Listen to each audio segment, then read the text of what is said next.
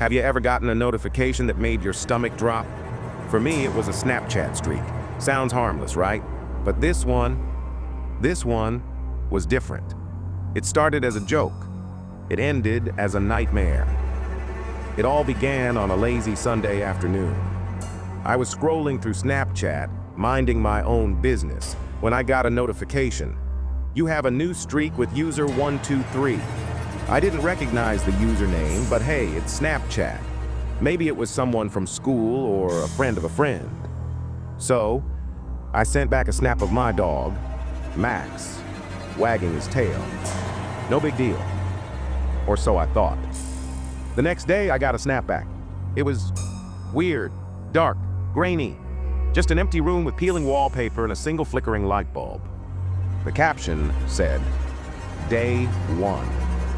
I laughed it off. Probably some edgy art project or a prank, right? So, I sent back a snap of my breakfast. Day 2, easy, but then the snaps kept coming.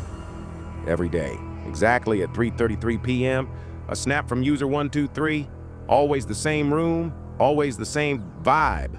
The captions got weirder too. Day 3, can you see me? Day 4, the walls are closing in. I started to feel uneasy. But part of me was curious. Who was this person? And why were they so obsessed with this creepy room? I tried to figure it out, asked my friends, reverse image searched the snaps. Nothing. No one knew who user 123 was. And the room, it felt like it was watching me, like it was alive. Then on day 7, I got a video.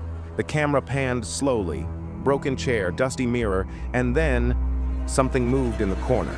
I froze. Was that a person? A shadow? I rewound the video, but it was gone. By day 10, I was hooked. I started noticing details. A calendar with a circled date, a strange symbol carved into the floor. I looked it up. Turns out it was linked to an old urban legend. A house in my town burned down decades ago. The family who lived there vanished without a trace.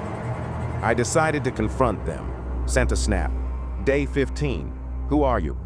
The reply came instantly. A photo of the room. But this time, there was a figure in the corner. The caption read, "I've been waiting for you." On day 20, I got a video. The camera was shaking, heavy breathing. The figure was closer now. The caption said, "Come find me." I had to know. I drove to the address of the old house. The lot was empty. But then I saw it. A faint outline of the room, hovering in the air like a mirage. The figure stepped out of the room, into the real world. It was me, or a version of me. I dropped my phone and ran. I don't remember how I got home that night. The snap stopped. The streak was gone.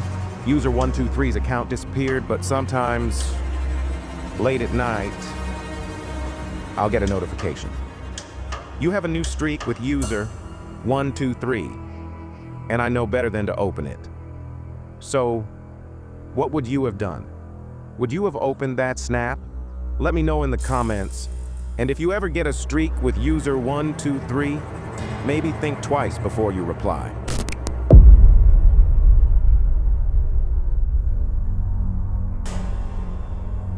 Second story. Have you ever felt like your phone was watching you? Like it knew more about you than it should? Well, for Claire Bennett, a freelance photographer with a taste for the eerie, that feeling became all too real. And it all started with a simple location tag. Claire had no idea that tagging her location would pull her into a mystery she couldn't escape. A mystery that would make her question everything.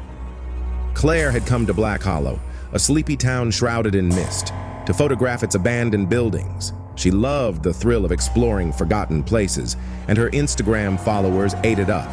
But this time, something was off.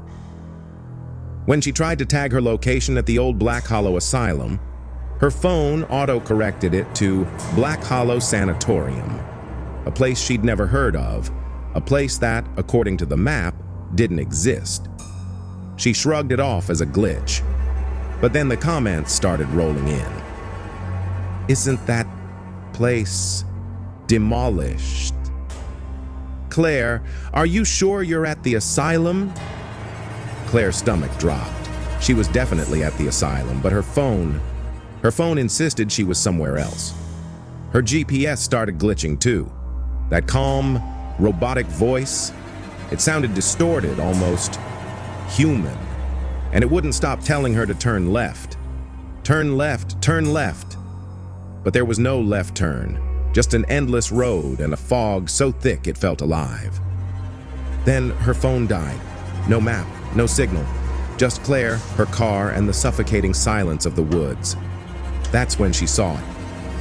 She hadn't meant to come here. She hadn't even known where here was. But the GPS had led her straight to it. The sanatorium was a nightmare come to life. Peeling wallpaper, shattered windows, rusted medical equipment that looked like it hadn't been touched in decades. And then she found it. A patient file from 1953 with her name, her face, and a diagnosis: hysteria and delusions of grandeur. Claire's heart raced. She turned to leave, but the shadows moved. Figures lined the hallway, their hollow eyes fixed on her. She ran, dropping her camera, her files, everything. But when she reached her car, her phone came back to life. She hadn't posted those, she hadn't taken those, but there they were. And in the last photo... The next morning, Claire's car was found. Her phone was still on, her Instagram account still active. But Claire, she was gone. And the sanatorium, it was nowhere to be found.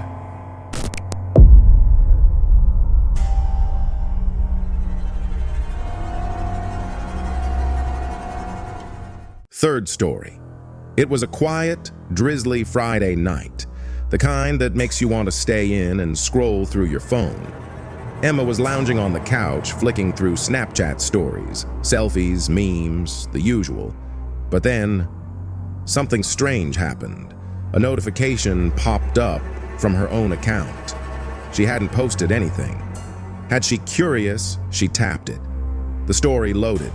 It was her, twirling in front of the bathroom mirror, her hair bouncing in perfect curls, her outfit on point. Classic Emma. But something was off. The video wasn't playing forward, it was rewinding. Her reflection faded, her smile unraveled into a frown, and her curls collapsed. "What the hell?" she muttered, pausing the video. She didn't remember recording this, didn't even remember posting it. She tapped ahead, hoping it was just a glitch. The next scene showed her at the kitchen table typing a text to Noah. "He's finally asking me out tonight. No more games." But as the video rewound, her fingers jerked backward and a notification flashed. "Noah has sent you a snap." Her gut tightened. Why was it rewinding? The story flipped again. Now she was standing in her living room, holding the door open, her face twisted with something dark. Fear? Anger? She didn't remember this. Her fingers gripped the doorknob, tension radiating through the screen. "Okay, this is not funny anymore," Emma said, her voice shaking. She turned to her roommate Lily, who was half watching Netflix. "Lily, look at this! My Snapchat story is playing backward." Lily barely glanced up. "Weird filter or something? Are you high?" "No, something's wrong." Emma swiped through the scenes, her heart racing. Moments she didn't remember flashed by. Storming out of a coffee shop after seeing Noah with another girl, arguing with her best friend Mia, and finally, a blurry scene from 2 weeks ago. Noah's voice echoed. "Emma, I can't keep doing this. I've been lying to you." Emma froze. She had heard those words, but had she really listened? The screen flashed a new message. "Noah's lying to you. You've been blind to it." Her phone buzzed. A new snap from Noah. "Sorry, I can't tonight." Things came up. Her chest tightened. This was the moment the story had been building toward. She typed a reply. "What do you mean, things came up?" "You said tonight." But then, the story rewound again. This time, she was back at the kitchen table, typing a different message. "You're making a mistake. I know what you've been doing." It wasn't just a message, it was a revelation. The girl on the screen wasn't her. It was someone stronger, someone who could see through the lies. Her reflection in the phone wasn't her anymore. It was the truth she had been running from. Before she could process it, the doorbell rang. Her heart nearly stopped. Noah.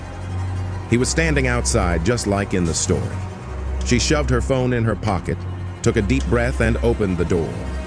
Noah looked guilty, his lips parted as if to speak, but Emma cut him off. "Noah," she said, her voice steady, "tell me everything, and don't lie." His face went pale. The tension hung thick in the air. For the first time, Emma didn't feel afraid. She had already seen the story play out. Now, it was time for Noah to face it. What would you do if you saw your life in reverse? If a hidden message popped up just when you needed it most? Let me know your thoughts in the comments below. Don't forget to like and subscribe for more mind-bending stories like this one.